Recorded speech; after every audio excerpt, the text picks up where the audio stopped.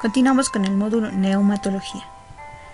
Vamos a orar. Amado Dios, nuevamente te damos gracias, Señor, por cada vida, Señor, que tú nos das, por tus hijos, Señor. Bendice sus hogares, sus familias, Padre amado, te pedimos. Te encomendamos, Señor, también nuestras vidas el día de hoy. Sé tú hablando a través de tu Espíritu a nuestros corazones, Señor. Te pedimos, Señor, que tú nos des entendimiento, nos des sabiduría necesaria para poder comprender tus palabras. Padre amado, así te encomendamos la clase del día de hoy, en el nombre de tu Hijo amado, mi Señor Jesucristo. Amén. Continuamos con la clase número 12. Y en este punto vamos a hablar acerca de la gracia eficaz. Como definición de la doctrina, pues vamos a decir que la gracia eficaz es aquella obra del Espíritu Santo que en forma efectiva impulsa a los hombres a creer en Jesucristo como su Salvador. Por supuesto que está comprendido, ¿no?, aquí todo el concepto de los propósitos soberanos de Dios, razón por la cual aquella constituye una de las doctrinas más importantes de la palabra. Al mismo tiempo es un tema sumamente práctico, por cuanto si se lo entiende correctamente proporciona la perspectiva adecuada para toda la obra de la evangelización. En cuanto a descripción de la doctrina, por su misma definición, la gracia eficaz es efectiva. En esto se diferencia de ciertos aspectos, ¿no?, de la gracia común, porque a estos se los puede rechazar o por lo menos no reconocerlos, ¿no?, como de Dios. Y naturalmente que la gracia eficaz no excluye la necesidad del acto humano de creer. Entonces es justamente tarea del Espíritu Santo mover a los hombres a que crean. En consecuencia, puede decirse que ningún hombre se salva contra su propia voluntad.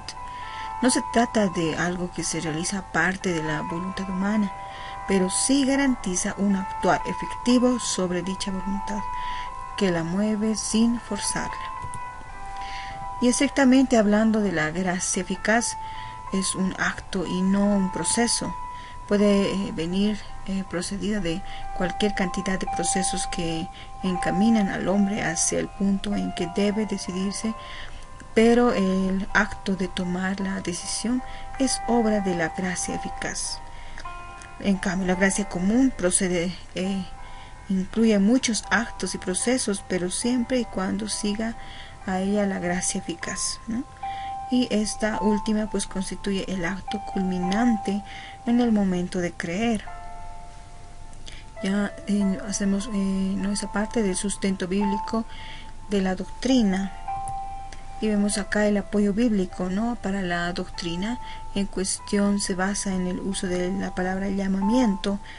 En algunos casos se refiere ella a una invitación general, como nos dice Mateo 22:14, y probablemente, ¿no?, en Mateo 9:13. En la gran mayoría de los casos se refiere al llamamiento efectivo que culmina con la salvación. De versículos tales como Romanos 1:1, 8:28, 1 Timoteo 6:2, 2 Pedro 1:3, resulta claro que el llamamiento no es simplemente una invitación general, sino esa obra misteriosa pero efectiva de Dios por medio del Espíritu Santo que conduce al hombre a una fe salvadora en Cristo Jesús. Para quienes no son llamados de este modo efectivo, el Evangelio sigue siendo locura para estas personas. Esto nos dice 1 Corintios 1:21 al 25. La justificación teológica de la doctrina pues se relaciona en forma vital con la doctrina del pecado. Si el hombre no puede por sí mismo acercarse a Dios, es evidente que necesita ayuda efectiva, ayuda que puede suministrarle a la gracia eficaz.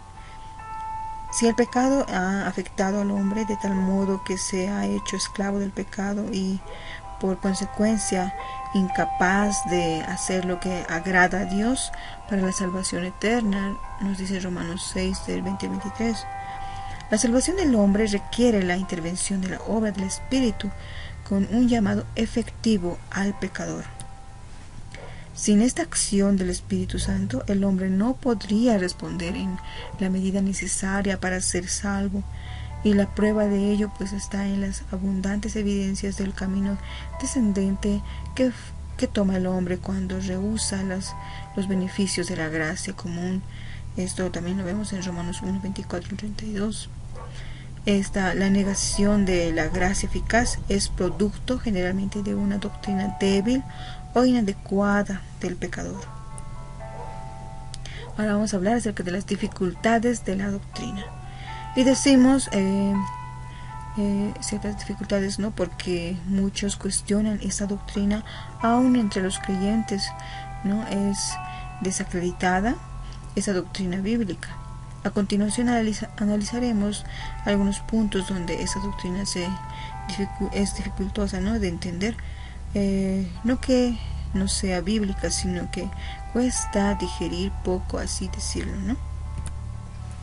Y vemos que es contraria al esfuerzo humano y daría, ¿no?, la impresión de que la gracia, ¿no?, que es efectiva, impediría, ¿no?, todo esfuerzo humano, más aún sería contraria al esfuerzo humano.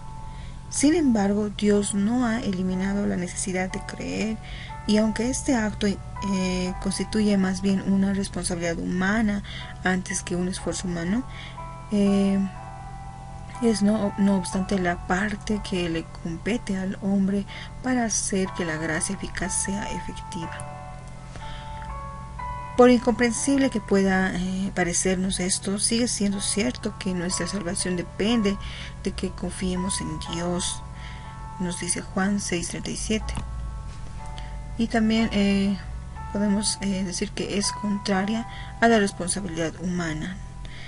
Si la gracia eficaz es necesaria para la salvación, y si solo Dios puede suministrar tal gracia, luego Dios no nos puede hacer responsables si rechazamos al Salvador. Dicho razonamiento contiene dos falacias, ¿no? La primera es la de que ningún hombre tiene derecho de exigir la gracia de Dios para sí, y por tanto ningún hombre puede cuestionar el hecho de que se le otorgue a algunos y a otros no. La única posición que cuadra al hombre es la de asombrarse de que alguien sea salvo y no de que alguien se pierda. Segundo, dicha manera de razonar olvida, ¿no?, el hecho de que en todos los casos en que no se experimenta la gracia eficaz, sin embargo se recibe la gracia común. Si bien la gracia común no tiene poder para regenerar, ella es suficiente para revelar a Dios y para condenar. Si no se recibe y reconoce dicha revelación como procedente de Dios, de esta manera, ¿no?, nos dice. Ejemplo, ¿no?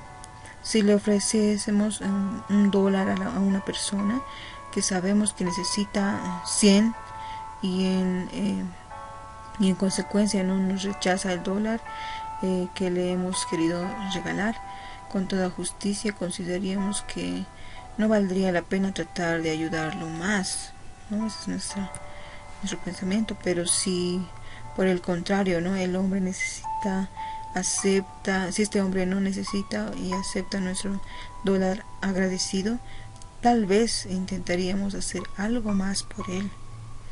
Entonces el $, no serviría para solucionar un problema, pero si lo rechaza, aquello constituye un motivo suficiente para condenarlo. Ese $, es como la gracia común.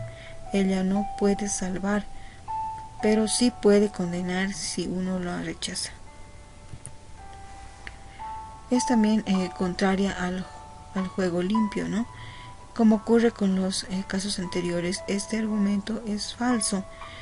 El que es capaz de acusar a Dios de falta de honradez ha olvidado que ningún hombre, ni siquiera él mismo, puede exigir nada a Dios, incluyendo aquí la gracia que estamos considerando. También ha olvidado que si rechazamos las muchas evidencias que proporciona la gracia común, nos echamos encima el veredicto, ¿no?, de condenado, y libramos también a Dios de toda obligación en caso de que la tuviéramos, ¿no? y la proporcionamos más de su gracia. En conclusión, Dios nos otorga, ¿no?, su gracia eficaz en forma caprichosa y sin propósito. Y su propósito no consiste únicamente en iluminar, regenerar y volver al pecador a la gracia consigo mismo, sino principalmente es acarrear, ¿no?, gloria para sí mismo mediante esta operación de la gracia. Entonces es su intención, ¿no?, la de que los pecadores que han sido objeto de la gracia eficaz anuncien las virtudes de aquel que los llamó de las tinieblas a la luz admirable. Esto lo vemos en 1 Pedro 2:9. Dios recibe gloria a través de la gracia eficaz que se pone de manifiesto en la vida del pecador redimido. La gran manifestación de alabanza que se refiere a los inescrutables caminos de Dios en Romanos 11:33-36 está seguida inmediatamente por un ferviente llamado a la vida dedicada, ¿no? La gracia debe invariablemente impulsar al servicio de ese Dios que en forma tan completa y gratuita ha concedido esa gracia a los hombres pecadores, inmerecedores de ella y completamente impotentes para resolver su propia situación. La gracia exige también dedicación. De esta manera habríamos culminado con esta presente lección, donde hemos hablado acerca de la gracia eficaz, ¿no?, que dio el claro ejemplo, ¿no?, que esta gracia es dada por nuestro Señor de forma gratuita, aun cuando no lo merecíamos, pero Él siempre ha estado presto a darnos esa gracia, y depende de cada uno de, ¿no?, aquellos que no lo conocen, si quieren aceptarlo o no. Aquellos que hemos aceptado su gracia, hemos reconocido que Él es nuestro Señor, Él es el único Señor sobre todo hombre, Señor sobre todo nombre. Sabemos que Él es el único que nos puede dar salvación. Gracias, Padre amado, te damos por tu bendita, Señor, misericordia, esta gracia que das a cada uno de tus hijos. Bendito, Señor, seas tú, alabado sea tu nombre, toda la honra, toda la gloria para siempre a ti, mi Dios. En el nombre de tu Hijo amado, mi Señor Jesucristo. Amén.